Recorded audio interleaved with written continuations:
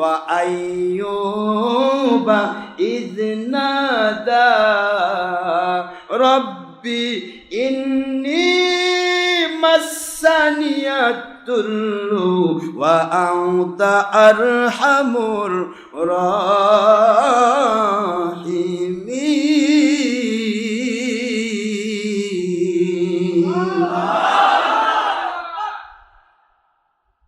فاستجبنا له فكشفنا ما به من ضر وآتيناه أهله ومثلهم معهم سبحان الله ওহ আমার মালিক কি বলছেন গো অমিসলাহুম মাআহুম অমিসলাহুম মাআহুম কথাটা কত বড় কথা। এইটুকু যদি আপনি বুঝতে পারেন মরণ হয়ে যাবে মুসলমান। আমার আল্লাহর কোনো পরীক্ষায় আপনি ফেল করবেন না।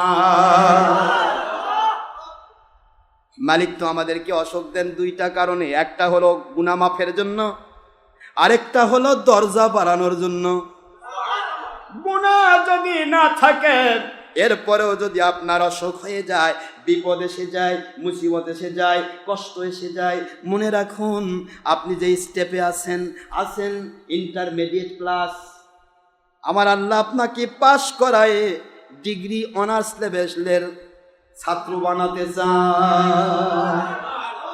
আপনি যে লেভেলে আছেন ওই লেভেল থেকে একটা লেভেল আল্লাহ উঠায় দেবেন, এই জন্য আপনাকে পরীক্ষা নেওয়া হচ্ছে। সুবহানাল্লাহ বলবেন না? নবী রাসূল আলাইহিস সালামদের কোনো গুনাহ নেই, তাদের কোনো অপরাধ নেই, তারা মডেল, তারা হচ্ছে আমাদের জন্য শিক্ষা। আইয়ুব আলাইহিস সালাতু ওয়াস সালাম কখন ডাক দিলেন আর আমার আল্লাহ কি বলছে? মিথলাহুম আহুম রহমাতান মিন ইনদিনা, যত রহমত আগে দিয়েছিলাম সেই সমান আরো রহমত দিলাম। সুবহানাল্লাহ। রহমাতাম মিন ইনদিনা, আমার পক্ষ থেকে রহমত দিয়ে ভরে দিলাম। যা ছিল আগে তার চাইতে ডবল। মিসলাহুম, যা ছিল আগে তার সমান আবার দিলাম। আল্লাহু আকবার বলেন না? আল্লাহু আকবার। পরীক্ষায় পাশ করলে ভালো না খারাপ? মিষ্টির দোকানে হিরিক, মিষ্টি পাওয়া যায় না। হ্যাঁ ও মুসলমান সোনার ভাইরা, ও সোনামণি আম্মা জানেরা, যারা জোহর নামাজ একা পড়ার নিয়তে আমাদের সাথে বিভিন্ন জায়গায় সম্পৃক্ত রয়েছেন, দেশ বিদেশ থেকে যারা আমাদের সাথে সম্পৃক্ত আছেন, সবাইকে জানাতে চাই, বোঝাতে চাই, এইটুকু আমি সবক দিতে চাই, দয়া করে বিপদ আসলে, অসুস্থতায় ভুগলে মন খারাপ করবেন না, করবেন না, করবেন না। আমার আল্লাহ বলেন, অসুস্থ তোকে বানাইছি, আমি আল্লাহ তোকে সুস্থ বানাবো। সুস্থতা কে দেন? ডাক্তার। তাহলে একই ডাক্তারের কাছে 5 জন রুগী যায়, একই রুগী, এক রুগী 5 বছর বাঁচে, আরেক রুগী 1 বছর, আরেক রুগী কয়েকদিন পরে মরে যায়। ডাক্তার তো একটাই, ডায়াগনোসিসই একজনই করেছে, সব কিছু এক, ঔষধ এক, প্রেসক্রিপশন এক, কিন্তু মরল একটা 1 বছর পর, আরেকটা 5 বছর পর, আরেকটা এবারেই মরল। ব্যাপারটা কি? কথা বোঝেননি? এগুলি হলো সিস্টেম। ওসিলা মানতে হবে। ওই যে মুন্সিরা কয় যে ওসিলা মানা যাবে না, ওর অসুখ হলে ওষুধ খাবার দিবেন না, আগে খবরদার তুই ওষুধ খাবি না। স্যার বাঁচবো কেমনে? কয় এই তো ওসিলা, ওসিলা মানে না। কষ্ট হচ্ছে আপনাদের? রহমাতান মিন ইনদিনা, আমার আল্লাহ বলে দিলেন আমার পক্ষ থেকে আমি রহমত কিভাবে দেই দেখো। আর এটা কেন করলাম? ওয়াযিকরা লিল আবিদিন,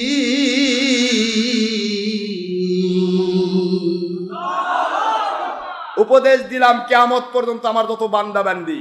দেখছেন, আইয়ুব আলাইহিস সালামকে এগুলি করে উপদেশ দিলাম, কিয়ামত পর্যন্ত আমার যত বান্দা বান্দি পৃথিবীতে আসবে সকল বান্দা বান্দি শিক্ষা গ্রহণ করো। যদি কেউ বিপদে ধৈর্য ধারণ করে, আমি আল্লাহ তার ওই স্টেপে রাখি না যে স্টেপে সে ছিল, তার চাইতে ডবল স্টেপ বাড়াই দেই। বলবো এই আয়াতের কথা বলবো? আইয়ুব আলাইহিস সালাম ছোট্ট করে বলি, একেবারেই সংক্ষেপ। হযরত আইয়ুব আলাইহিস সালাম অত্যন্ত বড় মাপের আল্লাহওয়ালা ছিলেন। নবীগণ তো আসলেই আল্লাহওয়ালা। আর নবী আল্লাহ কানা সবিয়া, নবীরা তো নবী, যদিও তারা শিশু। জোরে বলুন সুবহানাল্লাহ। তারা তো শিশুকাল থেকেই নবী। তাদের চেহারা, তাদের সুরত, তাদের চিন্তা, চেতনা, ভাবনা, কাজ, কর্ম সবকিছুই ওই রকম। সাধারণভাবে যারা ওলি হয়, হক্কানি ওলি যারা, তাদের জীবন জীবিকার দিকে তাকাবেন, তারা ছোটকাল থেকে কিন্তু ওলি। আর নবী তো নবী, নবীদের মর্যাদাই তো আল্লাহ পাক দিয়েছেন আলাদা। তবে হঠাৎ করেও ওলি হয়, আমার আল্লাহ যদি কবুল করে নেন, একটা মানুষ সারা জীবন গুনাহ করেছে, এরকম বহুত দেখা গিয়েছে, সারা জীবন গুনাহ করেছে, এমনভাবে সে আল্লাহকে ডাকলো, তার জীবনের গুনাহ মাফ হয়ে, গুনার যা নেকিতে পরিবর্তন হয়ে আল্লাহ তাকে ওলি বানায় দিয়েছে। ভাইরা আমার, আইয়ুব আলাইহিস সালাম পুরা এরিয়া, পুরা বাড়ি, পুরা অসংখ্য অগণিত নিয়ামত দিয়ে আমার আল্লাহ তাকে ভরে দিয়েছেন। নিয়ামতের শেষ নেই। হাতি সালে হাতি ভরা, ঘোড়া সালে ঘোড়া ভরা, ভেড়ার জগতে ভেড়া, দুম্বার জগতে দুম্বা, উটের জগতে উট, ছাগলের জগতে ছাগল। বুঝতেছেন? সব জায়গায় শুধু জমজমাট নিয়ামতে ভরা। সন্তান একটা নয়, দুইটা নয়, বর্ণা দুইটা আসছে, এক বর্ণা আসছে 10টা ছেলে 3টা মেয়ে, আরেক বর্ণা এসছে 14টা ছেলে 3টা মেয়ে। সুবহানাল্লাহ। সন্তানও আমার আল্লাহ কম দেন নাই। স্ত্রী পরমা সুন্দরী আমার আল্লাহ রব্বুল আলামিন ওহির মাধ্যমে হযরত আইয়ুব আলাইহিস সালাম কি বিয়ে করিয়েছিলেন? 4টি। কয়টি? 4টি বিয়ে করিয়েছিলেন। আইয়ুব আলাইহিস সালামের কোনো জগতে অভাব নেই। এরপরেও আমার আইয়ুব এত রকমের এত নিয়ামত থাকার পরেও একটা দিনও অলসতা করে আমার আল্লাহর ইবাদত ভোলেন নাই। ইবাদতে মশগুল রয়েছেন, ইবাদতে মশগুল, প্রতিটা মুহূর্ত মালিকের জিকির দিয়া, তার পাশান পাশ জিকির চালু। জিহবা সব সময় জিকির নড়ে, কলবের মধ্যে জিকির হয়, মালিকের দয়ায় সান্নাজিল হয়। শয়তান ইবলিসের ভিতরে চূড়ান্ত ভাবে রাগ হয়ে গেল। ইবলিস শয়তান নবী রাসূলকে যে ধোঁকা দিতে পারে না, তার প্রমাণ গ্রহণ করুন। কারণ নবী রাসূলকে ইবলিস ধোঁকা দিতে পারবে না। নবী রাসূলগণ আল্লাহর দ্বারা নিয়ন্ত্রিত। ইবলিস যাদের ধোঁকা দিতে পারে না, তাদের গুনাহ হতে পারে না। গুনাহ তাদের হয় যাদেরকে ইবলিস ধোঁকা দেয়। কথা কি বোঝা যায়? ইবলিস ধোঁকা দিতে পারে না। এই জন্য থিসিস গ্রহণ করুন, গোটা কোরআন শরীফ পড়ুন। কোরআন শরীফের সূরাতুল ফাতিহা থেকে শুরু করে সূরাতুন নাস পর্যন্ত একটা সূরাই আউযু বিল্লাহি মিনাশ শাইতানির রাজিম নেই। বিসমিল্লাহ দিয়ে শুরু করা হয়েছে, মুখস্থ করে রাখুন। কিন্তু আমার আল্লাহর বাণী হলো ওয়া ইযা ক্বরাআতাল কুরআনা ফাস্তাইজ বিল্লাহি মিনাশ শাইতানির রাজিম।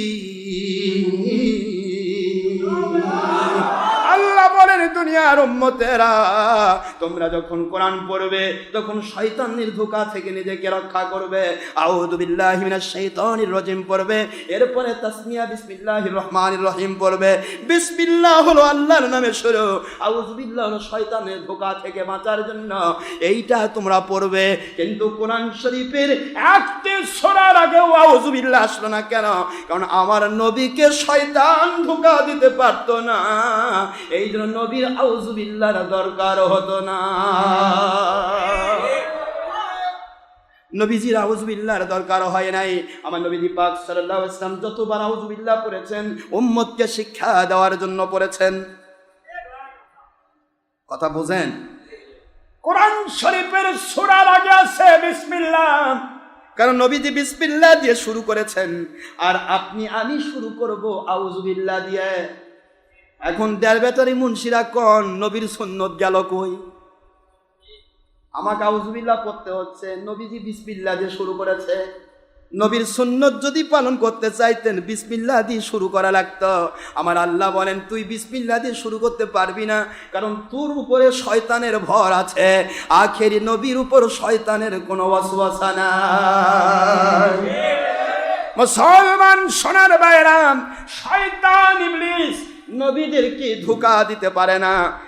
শয়তান ইবলিস আল্লাহর কাছে জিদ ধরলো, আল্লাহ আইয়ুব আলাইহিস সালাম নিয়ে অনেক গল্প হচ্ছে, রহমতের ফেরেশতা জগতে বলছে বর্তমান সময় সারা পৃথিবীর মধ্যে আইয়ুবের মতো শ্রেষ্ঠ ইবাদতকারী আর কেউ নাই। সুবহানাল্লাহ বলেন। ইবলিস শয়তানের মাথা খারাপ। ইবলিস কয় কি করি। ইবলিস শয়তান কয়, ও আমার আল্লাহ, ও মালিক, আপনি তো দয়ার সাগর, আইয়ুবকে যত সম্পদ দিয়েছেন এত সম্পদ কোনো মানুষ পাইলে কি করে আল্লাহ ভুলবে? ও তো নিয়ামতের মধ্যে ডুবে আছে। নিয়ামতগুলি যদি ছিনিয়ে নেওয়া হয় আইয়ুব আপনাকে ডাকবে না, মেজাজ খারাপ করে আপনার থেকে দূরে সরে যাবে। নাউজুবিল্লাহ জোরে কোন। আমার মালিক বলে, ইবলিস শয়তান যা করবে আইয়ুব তা আমি জানি, কিন্তু তোর মাধ্যমে সারা পৃথিবীর মানুষকে জানাতে চাই ওয়া যিকরানিল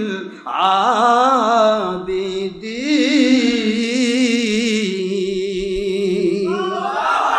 আমি দুনিয়ার মানুষকে জানাতে চাই, আমার বান্দা বান্দীদেরকে শিক্ষা দিতে চাই আইয়ুবের মাধ্যমে। তুই ইবলিস, তুই একটু চেষ্টা করে দেখ, আমি পাওয়ার দিলাম, যা আইয়ুবকে কতবার পরীক্ষা করবি কর, কি করতে চাস?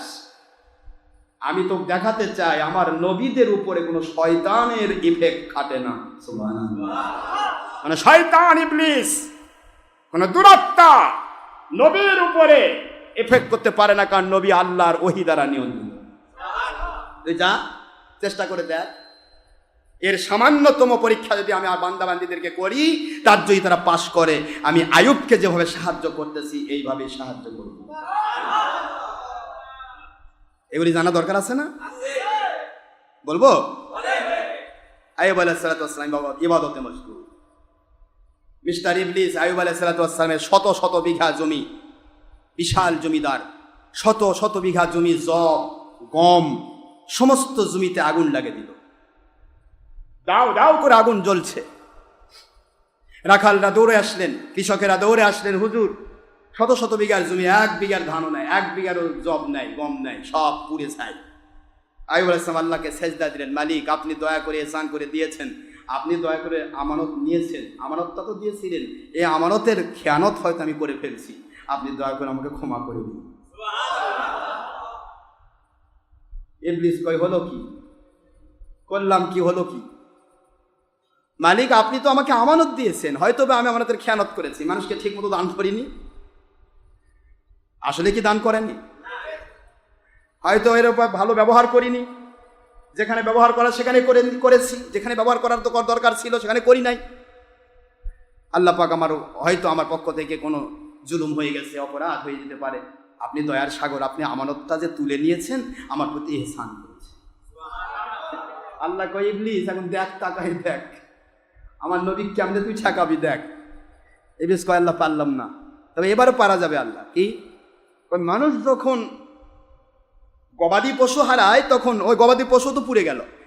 হাতি সালে হাতি, হাতির মালিক আছে কয় হাতি নাই, পুড়ে শেষ। ঘোড়া আলা কয় ঘোড়া নাই, ওই উঁট আলা, দুম্বা আলা, ছাগল আলা, মানে যত গবাদি পশু সব বিনাশ হয়ে গেল। আইয়ুব আলাইহিস সালাম শয়তান এসে ধোঁকা দিচ্ছে। শয়তান বুঝতেছেন না যে আপনি এত ইবাদত করেন, এই ইবাদত করে সময় নষ্ট, দেখেন না আল্লাহ তো আপনার সাহায্য করতেছে না। আইয়ুব কয় ইবলিস ভাগ তাড়াতাড়ি এখান থেকে, আমার মালিক এগুলির মালিক, এগুলার মালিক কি আমি নাকি? ইবলিস বলতেছে এগুলার মালিক আমি না, এগুলি সব মালিক আমার আল্লাহ, তিনি আমাকে দিয়েছেন, এখন তার প্রয়োজন তিনি নিয়ে নিয়েছেন। আমি এগুলি দেখাশোনা করা আমার অনেক সময় লাগতো, ওই সময় থেকে বেঁচে গেলাম। জমি থাকলে বেশি সময় লাগে না? যার জমি নাই তার অত টেনশন নাই, যার জমি আছে এই পাথরে যাও সে পাথরে যাও, উপরে একটা ছাতা থাকলেও তো রোদ লাগে। কি কথা করছেন নাকি? দৌড়ে বেড়াও, এর কৃষক লাগাও, এ লাগাও, কামলা লাগাও, কামলা কই পাবো, কত টেনশন। আর যার জমি নাই তে খায় আর গেল ঘুম পারে, ওর কোনো কাম নেই। কথা করছেন না কেন? খায় তো সবাই, কে খায় না? তারপরে জমি থাকা আবার দোষ বলতেছি না, কিন্তু জমি থাকাও উপকার, যদি ওটা আল্লাহর পথে ব্যয় হয় এটা আপনার নাজাতের ওসিলা। নেক আমল। আপনার সম্পদের অসুবিধা নেই, সম্পদ থাকতে পারে, সম্পদ তো থাকবেই, কিন্তু সম্পদটা যেন ব্যবহার হয় ঠিক। এরপর আল্লাহ যদি কেড়ে নেয়, মন খারাপ করা যাবে? আমার আল্লাহ রাব্বুল আলামিন ইবলিসকে বলে, ইবলিস পারবি না, ভাগ, ঠেকে গেছিস তুই। আমার আইয়ুব আলাইহিস সালামকে কোনো ক্ষতি করতে পারবি না, বরং আইয়ুব নয় রে, আমার আইয়ুব আলাইহিস সালাম তো নবী। এ যুগে যুগ যুগান্তরে যারা আমি আল্লাহর পথের মানুষ হবে, ওদেরকে ধোঁকা দিয়ে তুই কখনো বিপথে নিতে পারবি না, পারবি না। ইবলিস আল্লাহ আর একবার দেখবার দেন, কই কি কই সন্তানগুলা, মানুষ সন্তানের প্রতি খুবই বেশি আগ্রহী। সন্তানকে মানুষ এত ভালোবাসে, সন্তান যদি ধরা পড়ে পাগল হয়ে যায়, সন্তান যদি মারা যায় পাগল হয়ে যায়, সন্তান যদি বিপদে পড়ে পাগল হয়ে যায়। কি কথা বলছেন না কেন? সন্তানকে মানুষ সবচেয়ে ভালোবাসে। আল্লাহ আমি তার সন্তানগুলির প্রতি একটা পরীক্ষা নিতে চাই না। দেখি সন্তানগুলি পড়তেছে একটা জায়গায়, একটা জামিয়াতে পড়তেছে, একটা ছাদ, ওই ছাদটা পুরোটা ধসে পড়ে সমস্ত সন্তান একসাথে মারা গেল। একই জায়গায় ওস্তাদজি মারা গেল না, ওস্তাদজি ভালো আছে, আর ছাত্রগুলি সব মারা গেল। সন্তানগুলির কথা এসে ওস্তাদজি বলছে, হুজুর আপনার সন্তানগুলি আমি পড়াচ্ছিলাম, ছাদ ধসে গিয়ে কেমন আপনার সন্তানগুলি বললো, আমি গুনাহগার মরলাম না, আমাকে তো মরা দরকার ছিল। আইয়ুব আলাইহিস সালাম কয়, আপনি মরবেন কেন? আপনার তো মরার কথা না, মালিকের ইচ্ছা হলে আপনি মরবেন। আমার সন্তানদেরকে আমার মালিক দিয়েছেন, আমার মালিক নিয়েছেন।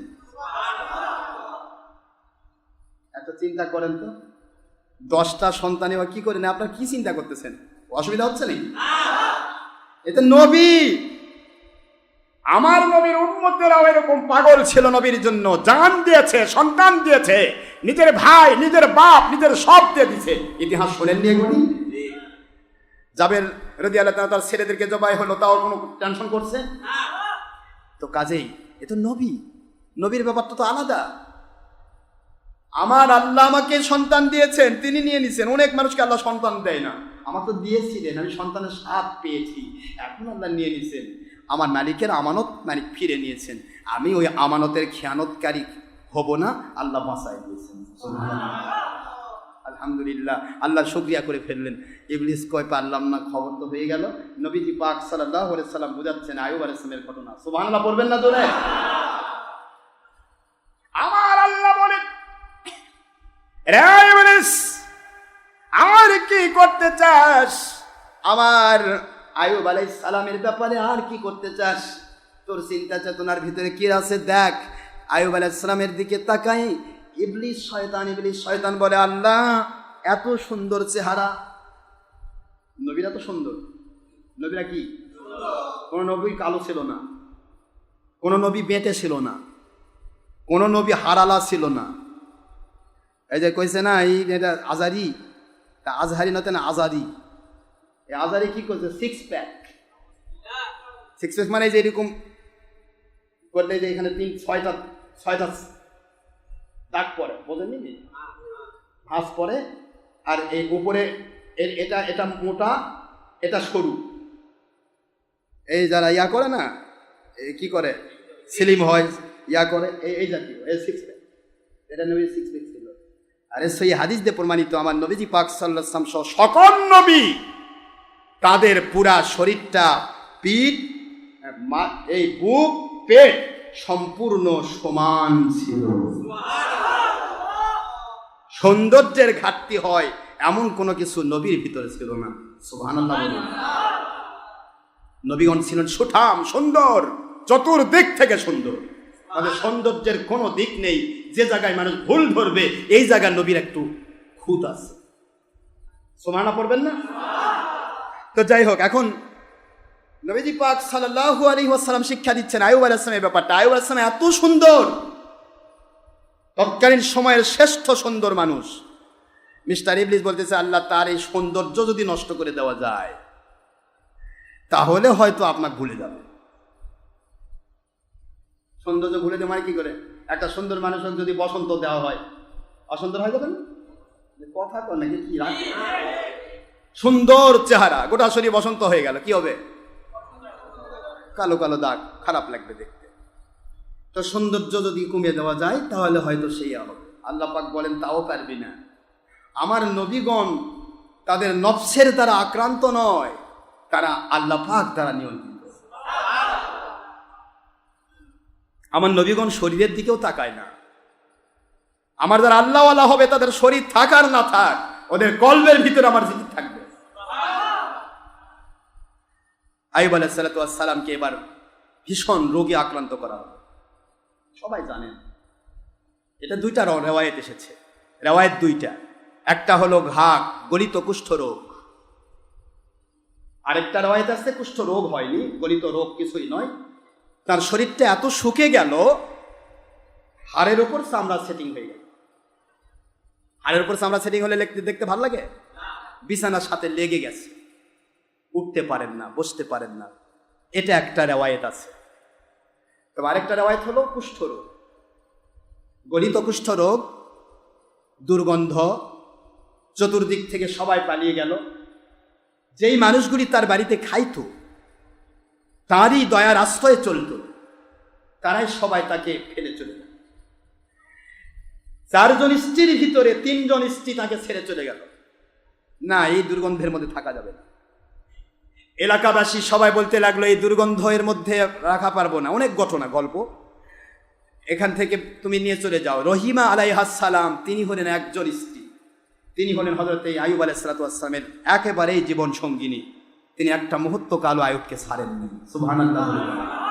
আমার সোনামণি আম্মারা খেয়াল করুন, যে মহিলা বিপদের কালেও তার স্বামীকে ছাড়ে না, সেই মহিলা হয় পৃথিবীর মধ্যে সর্বে সর্বা। এই রহিমা আলাইহাস সালাম পৃথিবীর মানুষের কাছে আজও স্মরণীয়, অবরণীয় আছে, কিয়ামত পর্যন্ত স্মরণীয় থাকবে যে রহিমা ছিল তার স্বামীর সাথে মৃত্যু পর্যন্ত। এদের দাম আল্লাহ বাড়াই দিয়েছে। অন্য 3 নারী, তারাও নারী, তারা পালিয়ে গেল, সবাই পালিয়ে গেল। সংক্ষেপ করে দিচ্ছি, আইয়ুব আলাইহিস সালাতু ওয়াস সালাম এত দূর পর্যন্ত নিজেকে কন্ট্রোল করেছেন, কিতাব প্রমাণ করে শরীর থেকে পোকাগুলি নিচের দিকে নেমে যায়। ওই পোকাগুলি ধরে তুলে নিয়ে এসে আইয়ুব আলাইহিস সালাম শরীরের মধ্যে লেগে দেন। আম্মা জান রহিমা আলাইহাস সালাম আল্লাহর নবীর দিকে তাকায়া চোখের পানি ছেড়ে দিয়ে কাঁদে, ও আল্লাহর নবী, পোকাগুলি খাওয়া শেষ হয়ে গেছে, ওরা বিদায় হয়ে চলে যাচ্ছে, আপনাকে দেখে আজীব লাগতেছে, আশ্চর্য লাগে।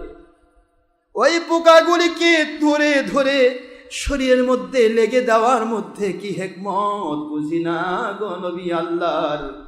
ও আল্লাহর নবী, কি হিকমত। আল্লাহর নবী আইয়ুব আলাইহিস সালাম বলেন, ও রহিমা আলাইহাস সালাম, আমার প্রিয়তমা স্ত্রী, এই পোকাগুলির খাবার আমার মালিক খলিক রব আমার শরীরের মধ্যে রেখেছেন। এরা যদি আমি গড়াগড়ি করার কারণে আমার শরীরের কষ্টের কারণে এরা যদি আক্রান্ত হয়ে আমার শরীর থেকে নেমে যায়, কিয়ামতে আমার আল্লাহ যদি একটা বার প্রশ্ন করেন, আইয়ুব, অমুক একটি পোকা আপনার শরীরে খাবার থেকে বঞ্চিত হয়ে গিয়েছিল, আমার মালিকের কাছে আমি জবাব দিতে পারবো না।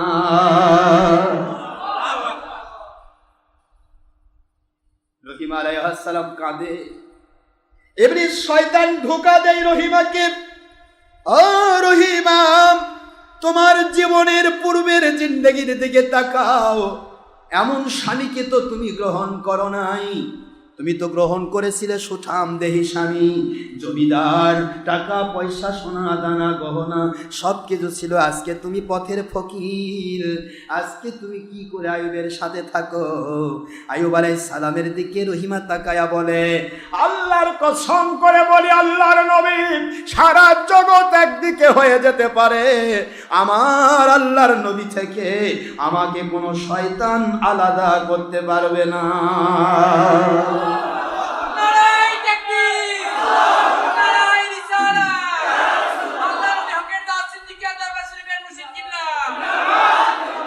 ইবলিস শয়তান হেরে গেল।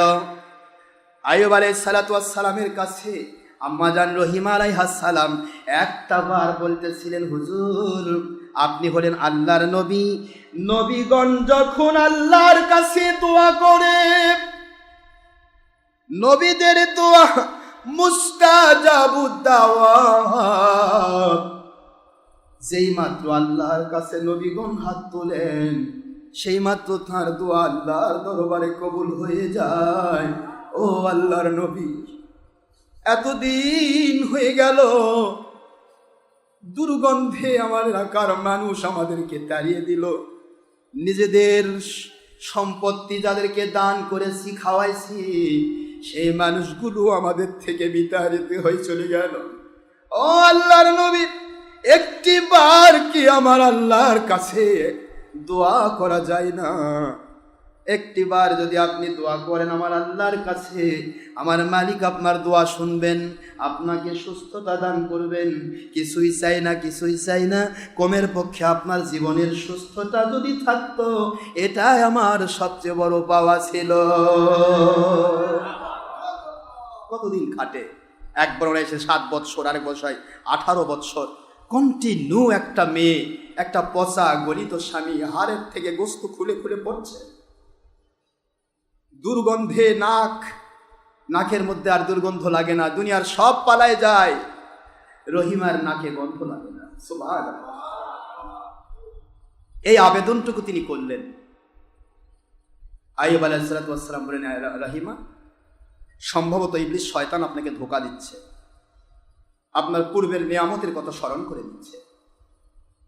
আপনি ইবলিসের ধরায় খেয়েছেন, ইবলিসের ধরা যখন খেয়েছেন, বিশ্বাস করুন আমার মালিক যদি আমাকে সুস্থ করেন আমি আপনাকে 100 ব্যত্রাঘাত করব। বুঝেন ইবলিস শয়তান কেমনে ধোঁকা দেবে? স্ত্রী একটু দোয়া করবে করছে আর নবী আল্লাহর কাছে, আর এটাও তার অপরাধ। আমার আল্লাহর কাছে রহিমা আলাইহিস সালাম, আপনি কি চিন্তা করেছেন আমাদের জীবনের সচ্ছল জীবন কতদিন ছিল? বলুন। রহিমা আলাইহিস সালাম বললেন 80 বছর, মতান্তরে 70 বছর, দুইটা রাওয়ায়াত, 70 মতান্তরে 80 বছর আমরা সচ্ছল ছিলাম, সব সম্পদ। আমার আল্লাহ আমাকে দয়া করে এহসান করে পরীক্ষার ভিতরে রেখেছেন কত বছর? রহিমা আলাইহিস সালাম বললেন 7 থেকে 18 বছর, এক বর্ণনা 7 আর এক বছর 18। আচ্ছা আপনি বলুন তো, সচ্ছল জীবনটা বড় ছিল নাকি এই অসচ্ছল জীবনটা বড়? রহিমা আলাইহিস সালাম বললেন, হুজুর সচ্ছলটাই তো অনেক দিন ছিল, 70 বছর, 80 বছর, আর মাত্র 70 থেকে 18 বছর। আইয়ুব আলাইহিস সালাম বলেন, রহিমা, নবীদের যা শান নয়, নবুয়তের শান নয়, সচ্ছলতা পাইলে আল্লাহর শুকরিয়া করবে, আর অসচ্ছল হলে আল্লাহর কাছে বিপদ মনে করবে। এটা নবীদের শান নয় গো রহিমা আলাইহিস সালাম।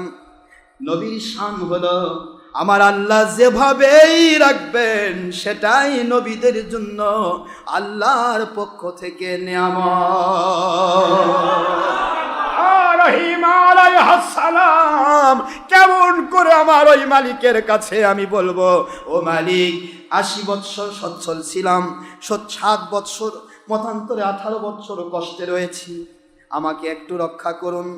এই কথা বলতে আমার লজ্জা হবে, কারণ আমার সচ্ছল জীবনে আমি একটি দিনও বলি নাই আমি সচ্ছল জীবিকা লাভ করেছি, 80 বছর হয়ে গেল, ও মালিক আপনি আমাকে অসচ্ছল বানায় দেন, এমনটি তো কোনোদিন বলি নাই। আজকে আমার মালিক দয়া করে এহসান করে আমার উপর পরীক্ষা গ্রহণ করছেন, আর এই মুহূর্তে আমি মালিককে বলবো আমি বিপদে আছি, অসচ্ছল আছে, আপনি সচ্ছল করে দেন।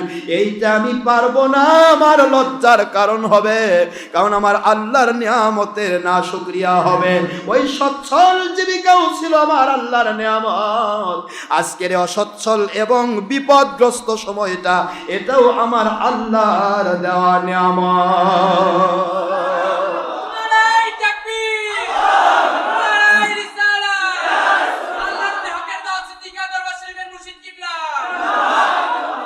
তো এমন ধৈর্য আমাদের আছে, এতটুকু থাকা লাগবে না, এর একটু কিঞ্চিত কদাচিৎ সামান্যতম যদি আপনার মধ্যে থাকে, ওইটা আপনার নাজাতের ওসিলা হয়ে যাবে। নবী তো নবী,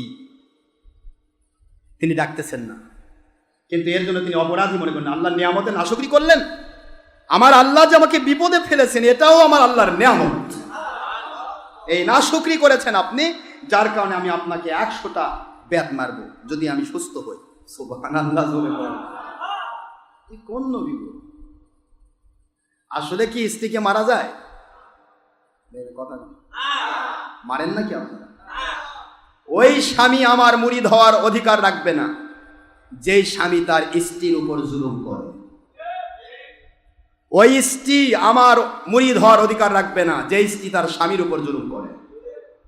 ওই সন্তান আমার মুরিদ হওয়ার যোগ্যতা রাখে না যে সন্তান তার মা বাবার হক নষ্ট করে।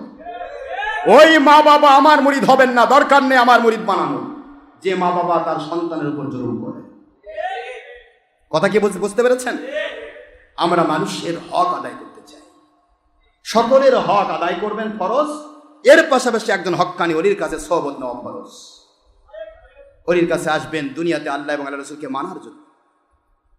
কারো কাছ থেকে 10 টাকা কামাইয়ের জন্য আমি বসি নাই, যে আপনি আসবেন আর 10 টাকা নোট দিয়ে যাবেন আর বলে বাবা আমার মুরিদ খুব ভালো। দরকার নেই, আপনি 10 দিবেন আর 10 লাখ দিবেন না কি দিবেন এটা আপনার বিষয়। আমি কারো কাছে পয়সা পাওয়ার আশায় এখানে বসি নাই, আমি বসেছি আমার মালিককে এবং আল্লাহর হাবিবের মহব্বত, আল্লাহর মহব্বত আপনার ভিতরে ঢুকায় দিয়ে মালিকের সাথে কানেকশন করাতে, যাতে দুনিয়াতে যা আপনার দরকার মালিকের পক্ষ থেকে পেয়ে যান। আখেরাতে জান্নাত দরকার, মালিকের পক্ষ থেকে যেন আমাদের মতো গুনাহগারের সাথে আল্লাহ আপনার জান্নাত দেন। এইটা আমার চাহিদা। আইয়ুব আলাইহিস সালাম বললেন, রহিম, আল্লাহর নিয়ামতের নাশকরি করা যাবে না। আমার মালিক খলিক রব এবার শিক্ষা দিচ্ছেন, স্ত্রীর পরামর্শের মধ্যেও বরকত আছে। কি কথা বললেন? স্ত্রী হলেন অর্ধাঙ্গিনী। স্বামীর জন্য স্ত্রী মনে রাখেন, যেই স্বামীর স্ত্রী আল্লাহওয়ালা, আল্লাহ প্রদত্ত নিয়ামত এটা সবার কপালে জোটে না।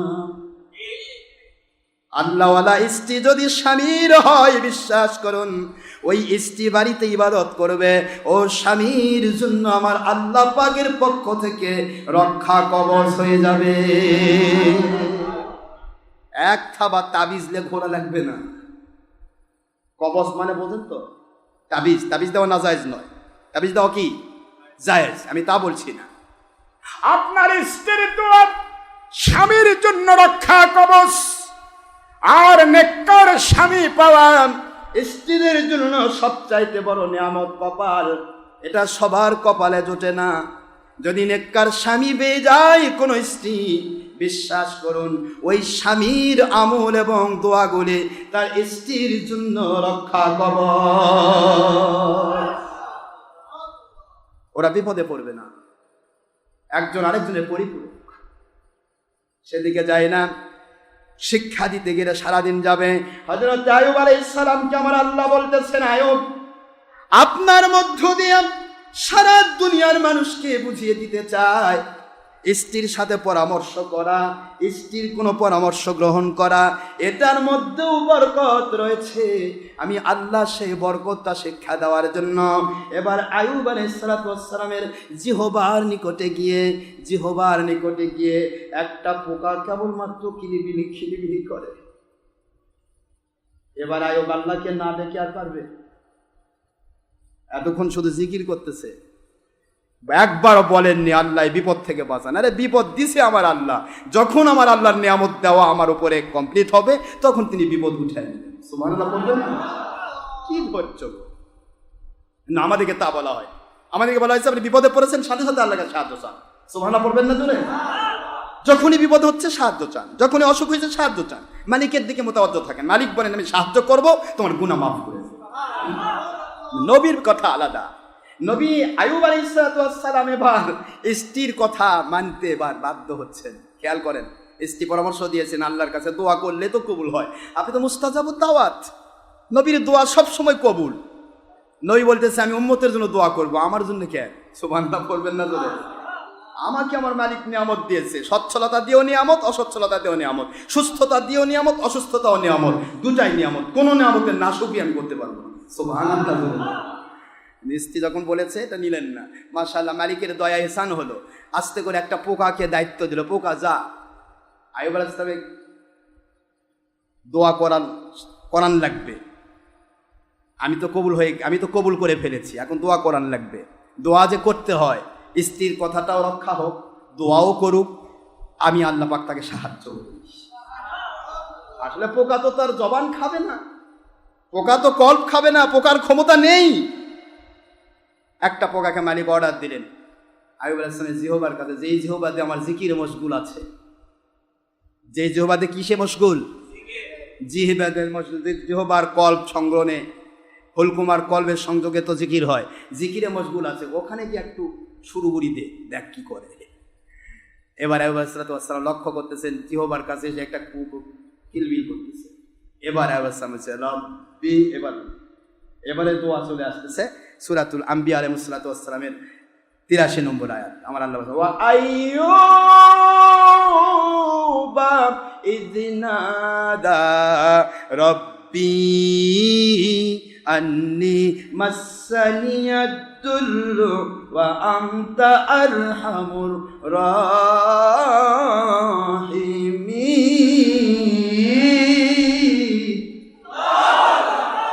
আল্লাহ কয়, আল্লাহ পাক বলেন দেখেন আইয়ুব করে দোয়া করে না, এবার আইয়ুব দোয়া করতেছে, আয় আমার মালিক খালিক রব, ও দয়ার সাগর আল্লাহ, পুরা শরীর যদি পোকা খেয়ে ফেলে আমি আইয়ুবের জীবনে আপত্তি থাকবে না। পা খেয়ে ফেলুক, মাথা খেয়ে ফেলুক, হাত খেয়ে ফেলুক, পুরা শরীর খেয়ে ফেলুক, আমার কোনো আপত্তি নাই। কিন্তু যেই জিহবা দিয়ে, যেই কল্পটা দিয়ে, যেই অন্তরটা দিয়ে আপনার দয়ার সাগর আল্লাহ আপনার নাম মুবারকের জিকির করব, ওইটাকে পোকা যেন খেতে না পারে। ও মালিক খালিক রব, আমার জবান, আমার জিহবা, আমার কলব, এখানে পোকা এসে কিলিবিলি করে, যদি পোকা আমার কলব, আমার জিহবা, আমার জবান যদি খেয়ে ফেলে আমি আপনার নাম জপ করতে পারবো না, আপনার জিকির করতে পারবো না। যেই জগতে আল্লাহর জিকির করা যায় না, ওই জগতে আইয়ুবের কোনো দাম থাকবে না। আমার মালিক খালিক রব, আপনি দয়া করে আমার জিহ্বাকে রক্ষা করুন, আমার জবানকে রক্ষা করুন, আমার কলকে রক্ষা করুন, আপনি দয়া করে পোকার আক্রমণ থেকে রক্ষা করুন। মতান্তরে মাসানিয়াদ-দুররু শব্দের অর্থ আমাকে কষ্টে পেয়েছে আল্লাহ, মনের মধ্যে বড় কষ্ট, আমার শরীর খাইছে, আমার আপত্তি নেই, কষ্ট নেই, কিন্তু আপনাকে ডাকার অস্ত্রটা যদি খেয়ে ফেলে তাহলে আমি ডাকতে পারবো না আপনাকে। এই না ডাকার কষ্ট আমাকে পীড়া দিচ্ছে, কষ্ট দিচ্ছে। মাসানিয়াদ-দুররু আমাকে পীড়া দিচ্ছে, কষ্ট দিচ্ছে। ওয়া আনতা আরহামুর রাহিমিন, আপনি দয়ার সাগর আল্লাহ, ইচ্ছা করলে আপনি দয়া করে আপনাকে ডাকার তৌফিক দেওয়ার মতো পরিপূর্ণ যোগ্যতা আপনি আমাকে দান করতে পারেন। যেই মাত্র কথা হয়ে গেল, আমার আল্লাহ বলেন ডাইরেক্ট পরে আয়াত 84 নম্বর আয়াত সূরাতুল আম্বিয়া, রব্বুল আলামিন ঘোষণা দেন দুনিয়ারবাসী আমার আইয়ুবকে ডাকালাম, উনি আমাকে ডাক দিলেন। এতে প্রমাণ হয়ে গেল নবীরা আল্লাহকে ডাকুক এটা আমার আল্লাহ চান, কোন বান্দা দোয়া করুক এটা আমার আল্লাহ পছন্দ করেন। এই জন্য মুসলিম শরীফের হাদিসে আসছে, বান্দা যখন আল্লাহর কাছে দোয়া করে আর ইমাম যখন দোয়া করে, মুক্তাদি যখন আমিন আমিন আমিন করে, আমার আল্লাহ রব্বুল আলামিন ওই দোয়াটা কবুল করে নেয়। আল্লাহর হাবিব বলেন, কোন মুসলমান আল্লাহ আলম যখন দোয়া করে আমার মালিক রব্বুল আলামিন সঙ্গে সঙ্গে সাড়া দিয়ে দেন। ওই বান্দাটা যদি দোয়া করে আল্লাহ খুশি হন, ওই বান্দা দোয়া না করলে আল্লাহ নারাজ হন। এই জন্য দুনিয়ার মানুষের কাছে বারবার চাইলে মানুষ নারাজ হয়, আমার মালিকের কাছে না চাইলে আমার মালিক নারাজ হন। এই জন্য আল্লাহর কাছে চাইতে হয়। কিন্তু বাংলা সহ সারা পৃথিবীর বাতিল কোম্পানির মুন্সি ভাইয়েরা বলে দোয়ার দরকার নাই, নামাজি দোয়া। কি কোন আপনারা বলছে না নামাজি দোয়া? এর আগে তো কোনোদিন দেখি না কোনো মসজিদে জুতা চুরি হয়। এই যখন থেকে দোয়া ছাড়ে দৌড়ায় তখন থেকে জুতা চুরি শুরু হয়েছে। দোয়া ছাড়ে আর জুতা হাতত নেয়, নেপালা অন্যের 2 নম্বর অন্যের জুতা নিয়ে চলে যায়। সবাই নয়, এর পাশাপাশি কিছু জুতা চুর থাকে। তো কি কথা করছে না কেন? তো কাজে দোয়া ছাড়া যাবে না। দোয়া করাটা কি আমার নবীজির সুন্নাহ। ফরজ নামাজের পরে দোয়া কবুল হয়, আজানের পরে দোয়া কবুল হয়। এটা কার কথা? আল্লাহর হাবিবের কথা। কাজে ফরজ নামাজের পরে দোয়া ছেড়ে চলে যাওয়া এটা কোনো আল্লাহর নবী প্রেমিক উম্মতের কাজ নয়, এটা নবীর দুশ্মন এজিদ বাহিনীর কাজ। এটা মনে রাখবেন, মনে থাকবে তো? নবীজি বলেছেন ফরজ নামাজের পরে দোয়া কবুল হয়। নামাজ যতই দোয়া হোক কিন্তু পরে দোয়া কবুল হয়। কাজেই হুজুরের কথাই মুমিনের কাছে ফাঁস থাকবে। ঠিক না? ঠিক যেরকম কাজে মুমিন কখনো নবীর কথা অমান্য করবে না, নবীজির কথার উপরে ভিত্তি করে সে চলবে। কাজে হুজুর বলেছেন ফরজ নামাজের পরে দোয়া কবুল হয়, দোয়া না করে যাওয়া এটা নবীজির পক্ষের মানুষের কাজ নয়। যতই আপনি আমার আমল করেন, নবীর সুন্নতের দরকার আছে না নাই? যাই হোক, এগুলো নিয়ে কথা বলে অনেক কথা হয়। আমাকে এক হাজি করছে, হুজুর মক্কা মদিনায় তো দোয়া নাই হুজুর। মাশাআল্লাহ, আপনার বয়স কত? ওই 84 বছর। 84 বছর বয়স, আপনি কোনো জীবনে দোয়া দেখেননি? কই না, বাংলাদেশে তো সারা জীবনই দোয়া করতেছি, কিন্তু মক্কা মদিনা, মক্কার পিছিয়ে নামাজ পড়লাম, মদিনা তো নামাজ পড়লাম, কই দোয়া তো হলো না। তাই দোয়া তো হলো না, তো ভালো কথা। মক্কা মদিনা দোয়া হয় এটা আমরা জানি, কিন্তু ইমাম অনেকক্ষণ পর দোয়া করে, এটা আপনি জানেন না। যাই হোক, আচ্ছা মক্কা মদিনার ইমাম কি নবী চেয়ে বলো? আমি ওনাকে জিজ্ঞাসা করি, আপনি কি বলতে পারবেন যে কাবা শরীফের ইমাম আর মদিনার ইমাম এই দুইজন আমার আগে নবী চেয়েও বড় নাকি? না না, তা হবে কেন? তা যদি তা না হয় তাহলে আপনার মুখে একথা শোভা পায় না, মক্কা মদিনা দোয়া হয় না। আখেরি নবী বলেছেন ফরজ নামাজের পরে দোয়া কবুল হয়। এরপরে মক্কার ইমামও যদি না করে, ওটা আমার জানার বিষয় না, ও দোয়া না করেই জান্নাতে যাক। আমি আমার নবীকে ফলো করে জান্নাতে যেতে চাই। কথা ঠিক না? বাজে কথা বলেন। এখানে কি দৃষ্টান্ত নিয়ে আসতেছেন? এটা তো শয়তানের ধোঁকা। ওনারা দোয়া না করেই জান্নাতে চলে যাক, আমাদের কোনো আপত্তি নেই। আল্লাহর জান্নাত বহুত আছে, ঠিক না ঠিক? কিন্তু আমি আমার নবীকে অনুসরণ করে, নবীকে ভালোবেসে, আমি নবী বলেছেন, নবী পাক সাল্লাল্লাহু আলাইহি ওয়াসাল্লাম বলেছেন ফরজ নামাজের পরে দোয়া কবুল হয়। এটা মক্কার ইমাম করলো না, মদিনার ইমাম করলো না, কে করলো ওদিকে তাকানোর সময় নেই। নবীর বেটাও যদি কয় আমার বাবা যেটা করছে সেটা ঠিক না, নবীর বেটারটা চলবে না, নবীরটা চলবে। সুবহানাল্লাহ পড়বেন না জোরে? এখানে কেন ধোকায় পড়ে? 84 বছর পর যারা ধোকায় পড়তেছে, মামলেট মার্কা হাজি। হ্যাঁ, হাজি সাহেব বাংলাদেশ থেকে হজ করে গেছে, যাই হজ করে মামলেট হয়ে আসছে। কি ভাই, ওখানে নামাজ, ওখানে দোয়া নাই, ওখানে এটা নাই, কিনিমিনি করে। এখানে তো কিনিমিনি করবে, হজ করে গেছিস নাকি? পাগল ছাগল কোথাকার।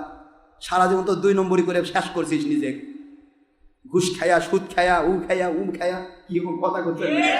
দুনিয়ার সব খায়া 22 নম্বর টাকা কামাই করে হজত গেছিস, হজত থেকে এখন মামলেট হয়ে আছে, ফতোয়া দিচ্ছে। এই রে বাপ, কি ফতোয়া? কয় হজত তো ওখানে তো দোয়া নেই। দোয়া থাক না থাক, তোর টেনশন কেন? কথা করছেন না কেন? কোথায় কি হচ্ছে? মক্কা মদিনার মানুষ কিছু না করেও জান্নাতে যেতে পারে, কারণ মক্কা মদিনাতে আমার নবীর বাস, আমার আখেরি নবীর ওসিলায় আল্লাহ তাদের মাফ করে জান্নাত দিতে পারে। ও ক্ষমতা মালিকের আছে, কিন্তু তুমি কোথায় যাবে? তোমার আমার আমলের দরকার আছে, ঠিক না? ঠিক জোরে কর না কেন? মক্কা মদিনা কোথা থেকে দলিল নিয়ে আসতেছ? আমার আল্লাহ বললেন ঢাকা সব শেষ করে দিচ্ছি দোয়া এটা।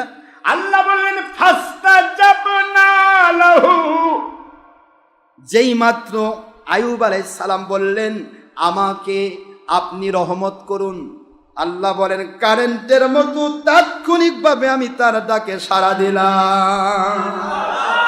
ফাকাশাফনা মা বিহি মিন দুররিন ওয়া আতাইনাহু আহলাহু। সুবহানাল্লাহ বলেন। আল্লাহ বলেন দুনিয়াবাসী রে, আমি হযরতে আইয়ুব আলাইহিস সালামকে বললাম, আইয়ুব টেনশন করবেন না, আপনি আমার বান্দা ও নবী, আপনার টেনশন নেই।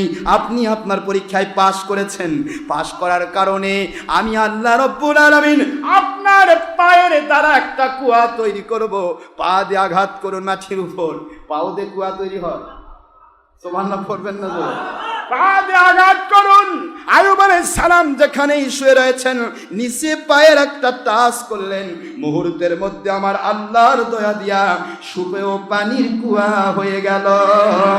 ওই কূপকে বলা হয় বের আইয়ুব আলাইহিস সালাম, আইয়ুব নবী আলাইহিস সালামের কূপ। ওই কূপের পানি আইয়ুব আলাইহিস সালামকে বলা হলো, আইয়ুব আমি আল্লাহ পাক আপনাকে কষ্ট দিলাম, এই কারণে এই কূপের পানি যতদিন পৃথিবীতে থাকবে আপনার উম্মতদের অসুখ বিসুখের সাফা হয়ে যাবে।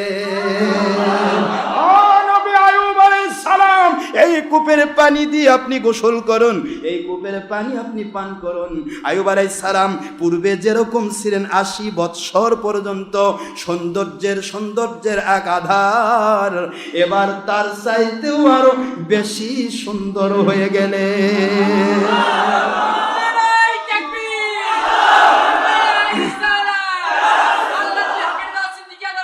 আরো সুন্দর, আরো সুন্দর। হযরত রহিম আলাইহিস সালাম নতুন জীবন ফিরে পেলেন। নতুন করে আল্লাহ বললেন, আমি কি কি দিলাম শোনো, কি কি দিলাম। ফাকাশাফনা মা বিহি, যা ছিল তার থেকে আমি তাকে সুস্থতা দান করলাম। এরপরে আল্লাহ বলেন ওয়া আতাইনাহু, আমি তাকে দান করলাম। ডাইরেক্ট ইবারত কোরআনের, ওয়া আতাইনাহু, আমি তাকে দান করলাম। কি দান করেছি? আহলাহু, তার স্ত্রী রহিমা সহ আরো 3 জন স্ত্রী যারা ছিল সবাইকে নতুন করে সুন্দরী রূপসী বানায়া তার সামনে হাজির করলাম। সুবহানাল্লাহ জোরে কোন। ওয়া মিসলাহুম মাআহুম রহমাতাম মিন ইনদিনা,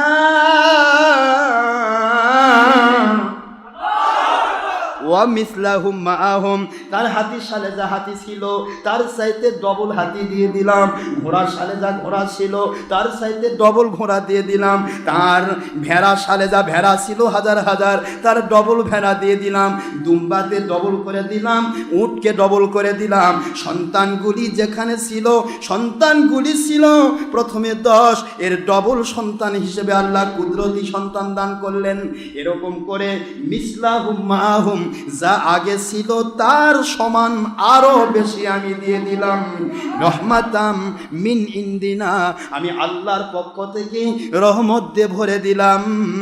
এরপরে আমার আল্লাহ বলেন এই আয়াতের শেষ অংশ, ও দুনিয়ার যত আবেদ বান্দা, আমার আবেদা বান্দিরা, ও মহিলা পুরুষ যিনি ইনসান, this notice only for believers, not for disbelievers, not Muslim who stands wall, if male or female, young or adult or student, O believers of this world. ও দুনিয়ার মুমিনেরা, মুমিনেরা, মুমিনেরা, পুরুষ হও, মহিলা হও, জিন হও, ইনসান হও, যুবক হও, যুবতী, বৃদ্ধ, বৃদ্ধা, ছাত্র ছাত্রী, যারাই আমার বান্দা বান্দি দাবি করবে, ওয়াজিকিরানিল আবিদিন, ওয়াজিকিরা, উপদেশ দিলাম, উপদেশ দিলাম, উপদেশ দিলাম, লিল আবিদিন, আমার বান্দা বান্দিদের জন্য কিয়ামত পর্যন্ত। আমার আইয়ুব আলাইহিস সালাতু ওয়াস সালামের দিকে খেয়াল করে একটু যদি ধৈর্যের পরাকাষ্ঠা দেখাও, অসুস্থ হয়ে যদি মন খারাপ না করো, তোমার সচ্ছল জীবিকা ছিল, অসচ্ছলতায় মন খারাপ না করো, সচ্ছলতা যদি তোমাকে আল্লাহ থেকে ভোলাতে না পারে, অসচ্ছলতা যেন তোমাকে বিরক্তিকর বানায় আল্লাহ থেকে দূরে সরাতে না পারে, এমন ধরনের একটু একটু সামান্যতম যদি ধৈর্যের পরাকাষ্ঠা দেখাও আমার বান্দা বান্দিরা, আমার আয়ুবকে যেমন পূর্বের সব ডবল করে ফিরে দিলাম, আমি আল্লাহ কিয়ামত পর্যন্ত তোমাদেরকেও সেইভাবেই ফিরাইয়া দেব।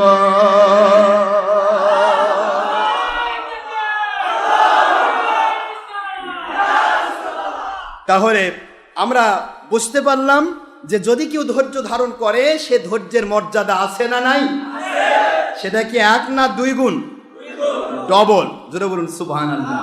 মালিক খলিক রগ আমাদের বোঝার তৌফিক দিন। এই যে ঘটনাটা ঘটেছিল যেদিন তিনি সাফা পেয়েছিলেন, এই সাফার দিনটা ছিল আশুরা মিনাল মুহররম, যার কারণে মুহররম মাসে এই ঘটনা বলতেছি। আর ঘটনা বলার সময় আছে নাকি আমার? এগুলো বলার উদ্দেশ্য হচ্ছে এই সাফার দিনটা যেদিন তিনি কূপ পেয়েছিলেন আমার আল্লাহর পক্ষ থেকে এবং কমপ্লিট সারা জিন্দেগির সব ফিরে পেয়েছিলেন ডবল করে, সেই দিনটা কি ছিল? আল্লাহর পক্ষ থেকে এবং কমপ্লিট সারা জিন্দেগির সব ফিরে পেয়েছিলেন ডবল করে, সেই দিনটা কি ছিল?